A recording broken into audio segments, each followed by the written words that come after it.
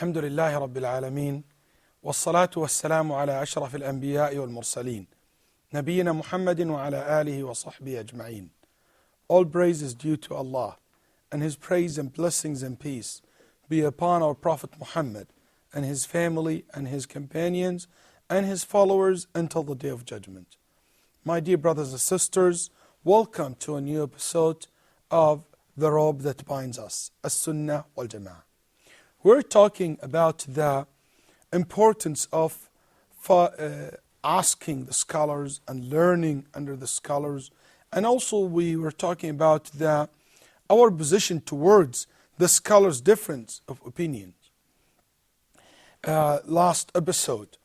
So we talked about why do the scholars have different opinions. We said either because some of them doesn't know about the ahadith or the evidence related to the issue that he gave his opinion in, or sometimes he thinks this hadith or this narration is weak or been abrogated, others they wouldn't believe the same, or maybe because the scholar have another interpretation for the word, because we all know that the Arabic language is very wide and can carry more than one meaning. But we also emphasize on the importance of remembering that none of the scholars, the well-known scholars among the Muslims, that we all know and respect and we benefit from their knowledge, we don't know any one of them. He just came up with an idea or an opinions just to stand out, just to show off, just to go against others' opinions. No, this is not the behavior. This is not the way that the Muslim scholars used to do. And also we talked after that about that their differences, it's actually an asset to us. As Imam Ibn Qudama rahimahullah said, that their consensus is an authority and their differences in opinion is a mercy, rahmah. And we remember what Imam Ahmad rahimahullah ta'ala said, that these differences, when somebody wrote a book and he said, "Ya Imam, this is the book of, I collect in this book the differences in opinions between the Sahaba and the early Muslim generations, and I call them the book of differences." He said, you should name it the book of mercy. لو سميته كتاب الرحمة.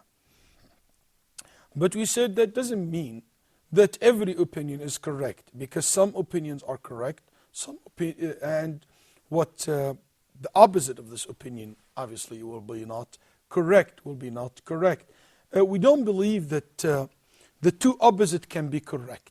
It's impossible, logically even. If one scholar said this is halal and one scholar said it's not halal, and that's what they call the al-khilaf al-khatir. Al-khilaf al-khatir, the dangerous or the very sharp or the dangerous difference of opinions. When they take two opposite points. One said it's obligatory and one said it's forbidden. That's very dangerous because it's not somewhere in the middle. And this it exists in some issues in fiqh.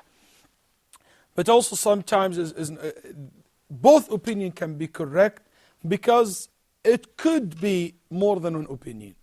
For instance, the Prophet ﷺ sometimes will practice things in different ways, in different manners.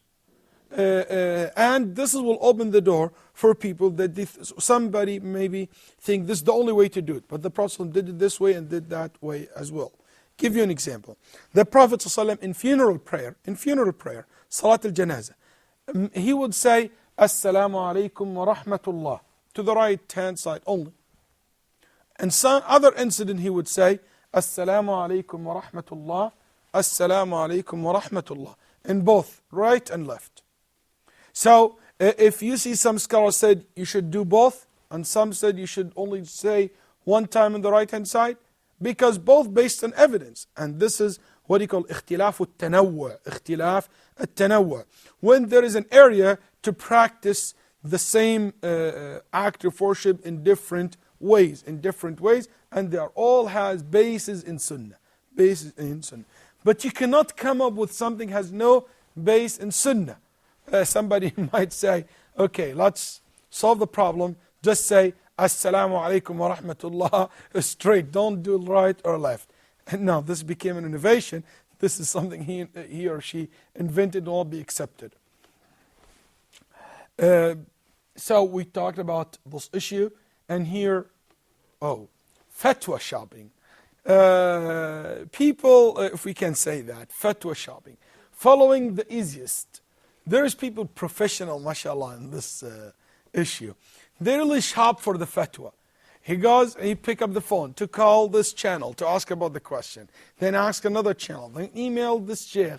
And then this sheikh visit their community. He goes and ask him about the same issue. Until he find the person, he will give the answer that he has in his mind or he think it is the right. This person is looking. It's like somebody is going for shopping. You know, I'm planning to spend $10 for this remote control. I'm willing to go to all shops until I find the $10 remote control. Some people do the same. They have something in their mind and they need somebody to tell them, okay. So what they do, they start shopping for the fatwa. Or some people will only take the easiest. And the problem, they justify this by saying that Aisha radiallahu anha said that the Prophet ﷺ never ever been given the choice between two things unless he choose what is easy. The easiest one or the easier one. But Aisha said, unless it is haram, which it means unless there is a proof or it's part of the religion. He will choose between the two, the easier one which is related to issues which is not halal or haram. But when here you talk about taking mortgage, you know somebody said it's not allowed to take a mortgage and somebody said you're allowed to take a mortgage and you say, okay, this fit me. Did you choose this opinion because really you know and you believe deep in your heart that the scholar who said that he's more knowledgeable, he's more righteous, and you know that he is the person that you feel comfortable with and you always take the fatwa from him? Or because it goes what you want, what you desire? That's why the Muslim scholar said in the early time, من تتبع رخص الفقهاء اجتمع فيه الشر كله. Whoever looking for the easiest opinion from each and every individual or every scholars, he will collect all the mistakes. Some people, that's what they do. He will go to and they give an example in the early days. Some scholars in Kufa allowed certain type of wine. Certain type of wine. They allowed it, not the wine we know these days. It's a special kind of wine. They allowed to be drink. Then he will go to, which is not right, and the vast majority of the scholars go against that opinion. And he will go to Medina, the scholars of Medina. Some of them allowed certain form of singing. Then he will go to Mecca, where some scholars in Mecca allowed certain type of marriage, certain type of temporary marriage. Then what it ends up with, the scholar said, he ended up drinking the wine and drinking alcohol basically and listening to singers and sleeping with women in a temporary relationship. Basically like fasiq. The fasiq who drinks and fornicate and he doesn't care. But that person did the same thing but justifying it with collecting some of scholars' mistakes or scholars' weak opinions. Because the people in Medina who allowed this, they will not allow drinking what the people of Kufa allowed to be drink. And the people of Mecca will not agree with the people of Medina and Kufa. So what this person trying to do, he taking the easiest from each one, so it ends up with having actually no religion. To the extent some, like Ibn al-Mubarak or Al-Awza'i said, that he will become zindiq in the end. Taking this way, it might take the persons even out to exit Islam. So if you are looking for fatwa, look for the right scholar to ask. Okay, so which scholar's opinion should I follow?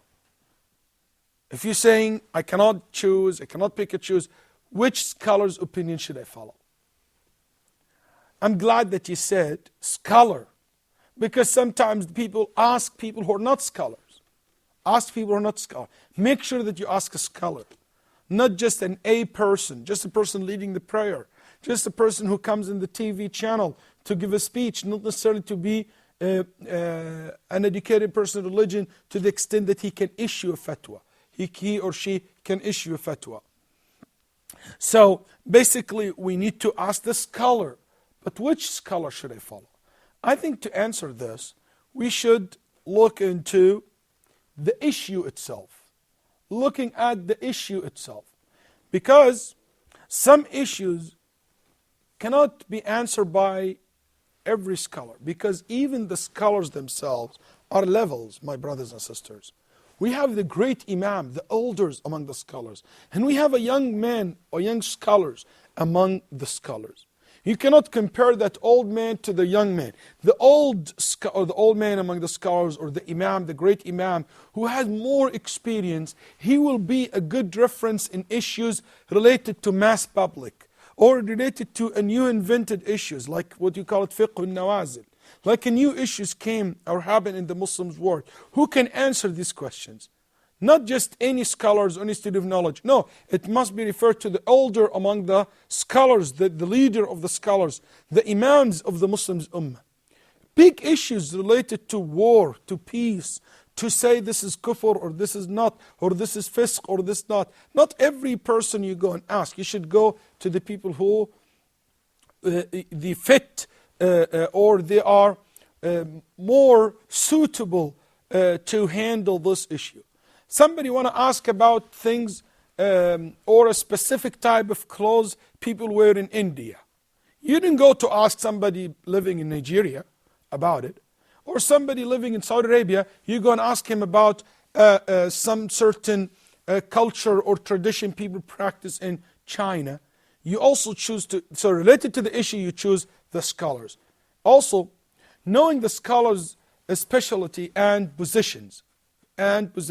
Some scholars are so good in fiqh, in aqidah, in tafsir, and so on. So knowing their specialty and position will help you to follow the right answer, So remember these two things when you want to ask about issues or ask about things related to your religion. Sometimes somebody, once I was giving a lecture, somebody asked me questions about certain company. Is it allowed to put my money with them? And I told them it's not allowed because the way they handle the money is not proper. It's not the Islamic proper way or the right way to, they don't invest the money Islamically right. Then he asked me, so which company should I go with? I'm not in a position, I'm not an economist, I'm not a businessman to handle your money and to tell you where to put your money or to invest your money. You need to know what's the specialty of the scholar to ask him. Sometimes we mix between areas. In the end, I would like to mention the dangers of disrespecting the scholars. Some people, they feel it's very easy to attack the scholars. The old scholars or the modern scholars. It's very easy to criticize them, making fun of them, and saying this is mubtadi', this is this, and labeling them, and take some of them out of ahlusunnah or out even a'udhu billah of Islam. There's certain even slogans, a scholar for $1, or scholars who sold his religion for the kings or governments, and labeling them to destroy them and to destroy their image in the society. Believe me, this will not help anyone. We should show our respect to the scholars, but to the one who deserve to be called scholars. And we should keep that title as scholars to be given only to the people who deserve it. Because those are the people who Allah subhanahu wa ta'ala love and honor. And those are the people Allah will raise their station in Jannah. May Allah subhanahu wa ta'ala make us among those who learn and practice the religion. And here, this will bring us to the conclusion of our episode today. Until see you in the near future, inshallah ta'ala. Wassalamu alaikum wa rahmatullahi wa barakatuh.